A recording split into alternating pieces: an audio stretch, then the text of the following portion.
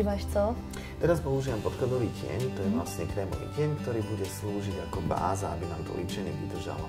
Treba rozotrieť na celé viečko. Tak, a teraz na to už budeme dávať púdrový tieň. Dá sa používať aj na mokro, alebo aplikáciou prstami. Vtedy je tá farba taká intenzívnejšia, že naozaj, keď chceme dosiahnuť také výraznejšie farby, tak môžeme priamo na tú bázu alebo na ten tieň použiť takýto bonbon tieň.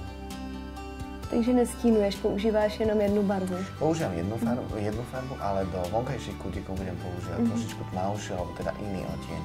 Vidím, že používáš nějakou růžovou.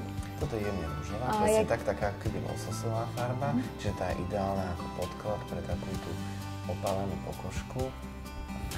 Čiže nanášame štecom, vyslovene tie vonkajšie kútiky, aby to líčenie pôsobilo tak plastickejšie. Ten štetec je presnejší. A co se týče barev, co bys třeba doporučil za další barvy pro tmavovlásku, jako je Markéta? Pro tmavovlásku určite by som napríklad nejakú azúrovú, tyrkysovú, naozaj hitom je modrá farba, námornícka modrá. Tu budeme používať aj pri tomto líčení vo forme očnej linky a riasenky. Takže netreba sa naozaj báť tých farieb, ona si môže dovoliť aj výraznejšie farby, len záleží potom, že ako ich skombinuje. Čiže nikdy nekombinovať viac ako 3 odtiene. Takže na takto pripravené oči teraz nanesieme očnú linku. Ja budem nanášať ako prvú modrú, čiže tesne úplne pri riasi. Je dôležité, aby to viečko bolo jemne napnuté, aby tá linka bola naozaj rovná a presná. Dobre, a teraz ukončenie linky je dobré si naznačiť pri otvorenom oku, takže otvoríme očko, aby sme presne videli, kam má linka končiť, zavieme. Čiže nakresliť bod a ten koniec potom už len prepojiť s nakreslenou linkou pozdĺž rias.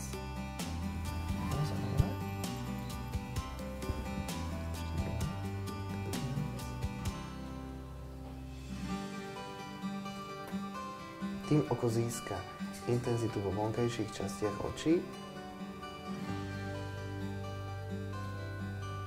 Ty jo, tak to je docela hodně odvážný, ale je to super. Ty barvičky jsou úplně úžasný.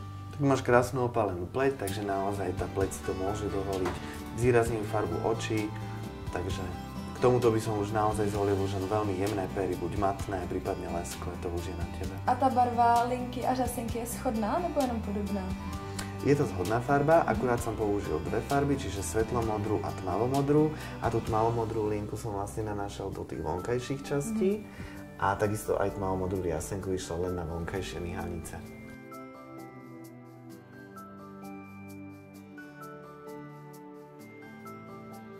Takže základom aj tohto líčenia je podkladový očný tieň, ktorý rozotrieme na celú plochu viečok, aby naozaj ten odtieň bol veľmi intenzívny a líčenie doslova žiarilo. A oči s pomocou štetcu zľahka dočiernujeme. Aby neboli prechody ostré, používame na to štetec na očné tiene.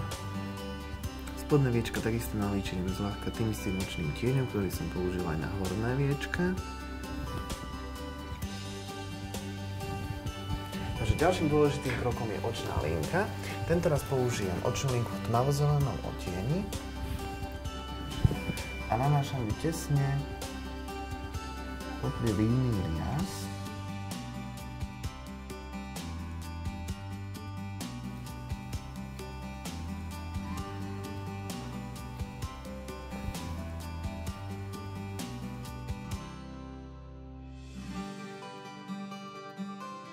Tak ste sami videli, ako vám žiarivé farby môžu rozjasniť podzimné studené dni a zároveň vaša pokožka môže vyzerať pritom žiarivo a sviežo.